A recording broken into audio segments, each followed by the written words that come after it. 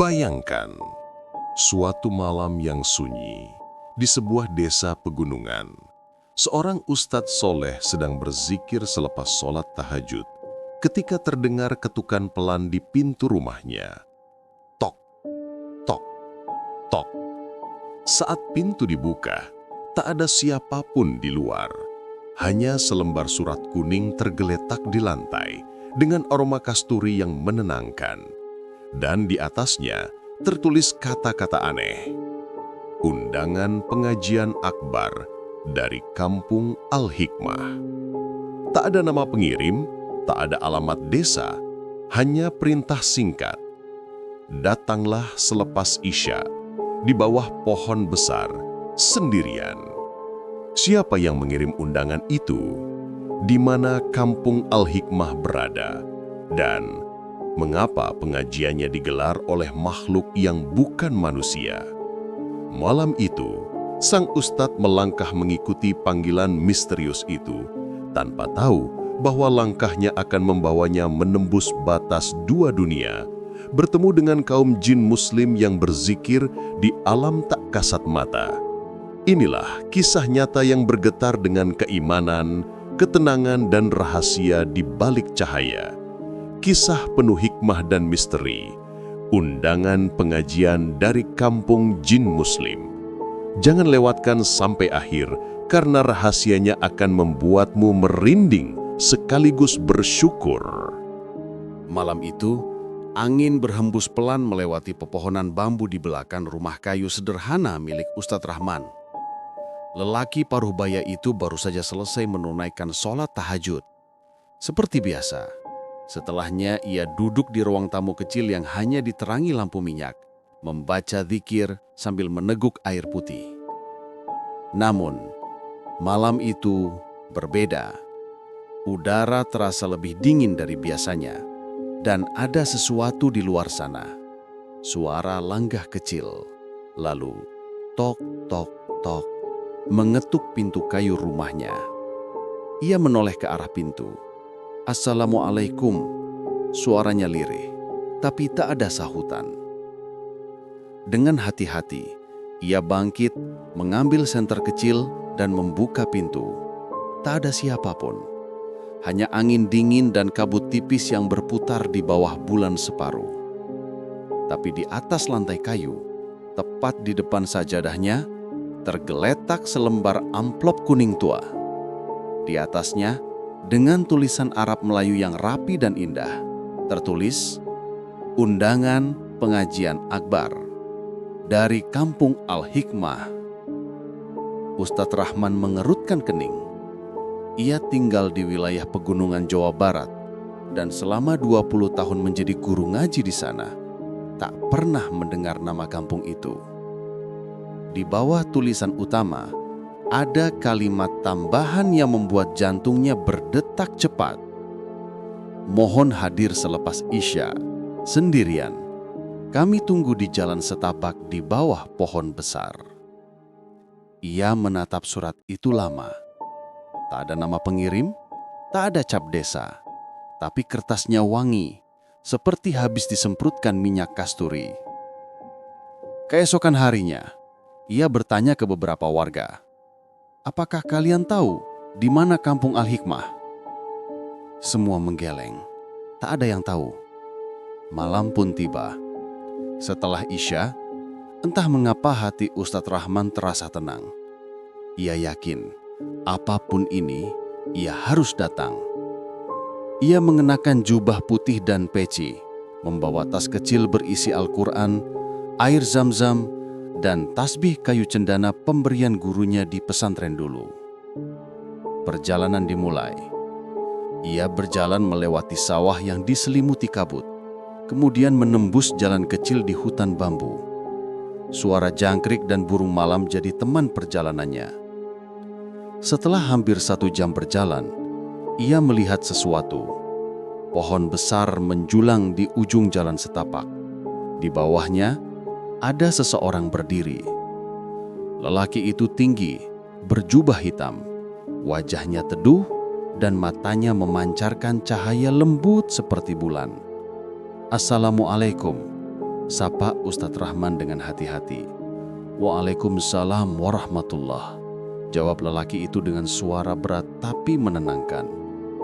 Anda Ustadz Rahman? Benar saya. Lelaki itu tersenyum. Kami sudah lama menunggu Anda, wahai guru. Saya Syekh Rafiq, utusan dari kampung Al-Hikmah. Al-Hikmah? Ya, kampung kami, kampung kaum jin muslim. Tubuh Ustadz Rahman seketika bergetar. Tapi tatapan Syekh Rafiq begitu tenang, penuh kedamaian, membuat rasa takutnya lenyap. Syekh Rafiq mempersilakan Ustadz Rahman mengikuti langkahnya. Mereka berjalan menuju belakang pohon besar, di mana terdapat jalan kecil dipenuhi kabut putih. Peganglah tasbihmu, ujar Rafiq lembut. Dan jangan berhenti berzikir, sebab langkah ini akan menembus 2 dunia. Begitu langkah pertama diayunkan, angin berubah arah, dedaunan bergerimisi kuat, dan pandangan di sekeliling memudar. Ustadz Rahman merasa tubuhnya melayang sejenak, hingga mendadak cahaya terang menyilaukan matanya. Ketika ia membuka mata, ia tak lagi berada di hutan. Di depannya terbentang kampung indah dengan cahaya putih kekuningan yang berkilau di udara. Rumah-rumah seperti terbuat dari kabut bercahaya. Sungai mengalir dengan air sejernih kristal, dan di kejauhan terdengar lantunan ayat suci Al-Quran yang lembut. Selamat datang di kampung Al-Hikmah, ucap Syekh Rafiq, tempat kaum kami yang berserah diri pada Allah. Ratusan jin berwujud seperti manusia mendekat dengan wajah berseri. Ada yang berjubah, ada yang berjilbab. Mereka menunduk hormat kepada Ustadz Rahman. Selamat datang, wahai guru manusia. Hatinya bergetar. Tak ada rasa takut, hanya haru. Ia menyadari bahwa iman memang tak terbatas pada dunia manusia. Mereka membawanya ke lapangan luas yang diterangi cahaya lembut seperti fajar. Di tengahnya terbentang tikar panjang dari serat cahaya. Semua jin duduk rapi membentuk lingkaran besar. Wahai Ustadz, ujar Syekh Rafiq, sudah lama kami tak mendengar suara manusia membaca kalam Allah. Kami mohon, pimpinlah kami dalam pengajian malam ini. Ustadz Rahman menarik napas, membuka mushaf kecil yang ia bawa. Dengan suara lembut tapi kuat, ia mulai membaca. Sesungguhnya kami telah menurunkan Al-Quran, dan sesungguhnya kamilah yang memeliharanya. Al-Hijr ayat 9. Begitu ayat itu terucap, angin lembut berembus dan langit kampung itu memendar cahaya. Ratusan jin ikut bersenandung pelan, suaranya seperti paduan suara malaikat. Lalu ia membaca surat Ar-Rahman. Saat sampai pada ayat, Fabi ayyi ala'i rabbikuma tukadziban. Maka nikmat Tuhanmu yang manakah yang kamu dustakan? Setiap kali ayat itu terucap, seluruh jin menjawab dengan air mata, tidak satu pun ya Rob, kami tidak mendustakanmu. Ustadz Rahman menangis. Ia merasa sedang berada di tempat yang suci, di mana zikir dan cinta kepada Allah tidak mengenal alam dan wujud. Setelah pengajian selesai, Syekh Rafiq menghampirinya. Terima kasih wahai Ustadz, tapi ada hal yang harus kau ketahui. Mereka berjalan menyusuri jalan di tepi sungai cahaya itu. Di kejauhan, ada dinding kabut yang memisahkan sisi lain dari kampung tersebut. Di balik kabut itu, ujar Syekh Rafiq pelan, tinggal kaum jin yang belum mengenal Allah. Mereka iri pada kami dan sering mencoba mengganggu. Kami ingin menahan mereka, tapi kekuatan kami terbatas. Karena itulah kami memanggilmu. Untuk apa? Untuk memimpin doa dan bacaan suci yang akan menjadi benteng bagi kami. Ustadz Rahman menunduk. Ia sadar malam ini bukan kebetulan. Ia diundang untuk misi spiritual. Malam itu di lapangan tengah mereka berkumpul kembali. Ratusan jin duduk melingkar, sementara Ustadz Rahman duduk di tengah, membawa batu hijau kecil yang berdenyut halus seperti jantung. Itu batu doa, jelas Syekh Rafiq. Jika dibacakan ayat suci, ia akan memancarkan cahaya yang memperkuat perisai kami. Ustadz Rahman mengangguk, lalu mulai zikir. La ilaha illallah, la ilaha illallah. Suara mereka bersatu membentuk gelombang yang terasa hingga langit. Dari balik kabut terdengar raungan keras, seperti suara makhluk besar yang menjerit marah. Namun setiap kali ayat suci dilantunkan, suara itu mereda. Cahaya dari batu hijau memancar tinggi, lalu berubah menjadi pilar bercahaya menembus kabut. Kampung Al-Hikmah bergetar sebentar, kemudian menjadi tenang kembali. Setelah semuanya tenang, Syekh Rafiq menunduk hormat. Engkau telah menolong kami, wahai Ustadz.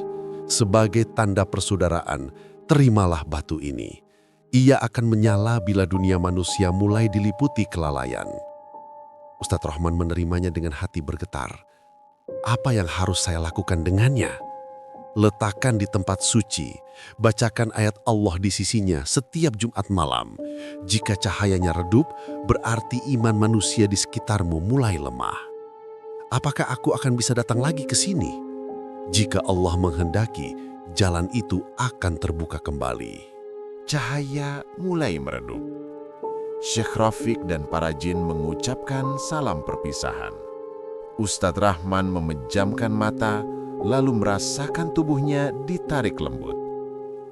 Ketika ia membuka mata, ia sudah berada di bawah pohon besar dalam kegelapan malam biasa. Suara jangkrik terdengar lagi, angin terasa nyata, dan di tangannya masih tergenggam batu hijau yang berkilau lembut. Sejak malam itu, kehidupan Ustadz Rahman berubah. Ia mulai mengajar dengan semangat baru. Setiap kali ia mengadakan pengajian malam Jumat, batu hijau itu selalu bersinar lembut di pojok masjid. Namun suatu malam, ketika televisi ramai menayangkan berita tentang kekerasan, fitnah, dan kemunafikan manusia, batu itu mendadak redup. Ustadz Rahman menatapnya dan berbisik. Benar kata mereka, manusia mulai lalai. Malam itu ia memimpin zikir bersama para santri. Dan anehnya, setelah zikir usai, batu itu kembali bersinar terang. Bertahun-tahun kemudian, pada suatu malam hujan, Ustadz Rahman bermimpi. Dalam mimpinya, ia melihat Syekh Rafiq berdiri di tepi sungai Jahaya. Wahai Ustadz, katanya, zaman manusia mulai gelap. Banyak yang lupa zikir, lupa Al-Quran. Kami masih berzikir di sini, tapi kami tak bisa lagi menembus dunia kalian. Apa yang harus kulakukan? Tanya Ustadz Rahman. Teruskan pengajian itu. Jadikan manusia kembali cinta kepada Tuhannya. Bila suatu saat dunia dipenuhi cahaya doa, mungkin kita akan kembali bersatu. Lalu sosok itu menghilang. Kini bertahun-tahun setelah kejadian itu, Ustadz Rahman telah tua, tapi pengajiannya tetap ramai. Setiap malam Jumat jamaah berkumpul dan di tengah ruangan, batu hijau itu masih menyala lembut. Beberapa murid pernah bersumpah melihat cahaya putih menari di langit ketika pengajian berlangsung, seolah kaum jin muslim dari kampung Al-Hikmah turut hadir dan ikut berzikir. Dan kadang, bila malam terlalu sunyi, Ustadz Rahman masih bisa mendengar suara dari jauh. Fabi'ai alai rabbikuma tukazziban. Maka nikmat Tuhanmu yang manakah yang kamu dustakan? Ia tersenyum, karena tahu di balik tabir dunia ini ada saudara-saudara yang tak terlihat, yang juga mencintai Allah dengan sepenuh hati. Setelah Ustadz Rahman wafat, murid-muridnya menyimpan batu hijau itu di masjid kecil di desanya. Hingga kini, setiap malam Jumat, batu itu masih berpendar lembut. Beberapa warga mengaku mendengar suara zikir halus dari arah hutan, padahal tak ada siapapun di sana. Konon, itu adalah pengajian dari kampung jin muslim Al-Hikmah yang tak pernah berhenti hingga akhir zaman.